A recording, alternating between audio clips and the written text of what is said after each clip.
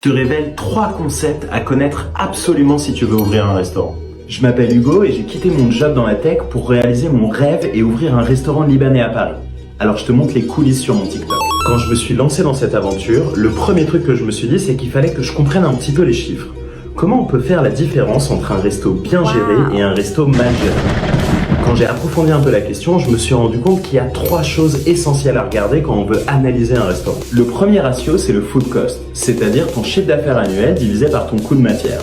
On recommande d'avoir un food cost entre 25 et 35%. Plus tu vas te rapprocher des 25%, plus ton restaurant va être profitable.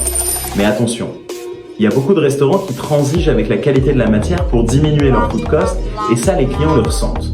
L'idée, ça va être de trouver l'équilibre parfait par rapport au standing que tu veux donner à ton resto. Le second ratio, c'est le staff cost.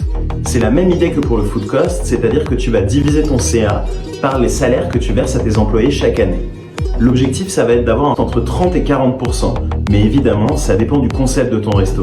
Si tu veux faire de la restauration rapide, il faut vraiment viser en dessous de 30% parce que tu ne devrais pas avoir besoin d'autant de staff.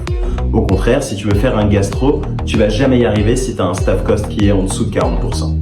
Avant que je te révèle le dernier concept, pense bien à t'abonner si cette vidéo t'a plu parce que ça me ferait super plaisir. Le dernier chiffre, c'est le ticket moyen. Ça représente la dépense moyenne des gens qui se rendent dans ton resto. Tu l'obtiens en divisant ton chiffre d'affaires annuel par le nombre de clients que tu as accueillis cette année-là.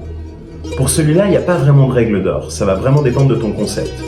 L'objectif, ça va être de te fixer un ticket moyen espéré et de vérifier chaque semaine que tu atteins bien ce chiffre-là. T'as tout compris? En tout cas, si c'est pas le cas, pose-moi tes questions en commentaire. Et abonne-toi.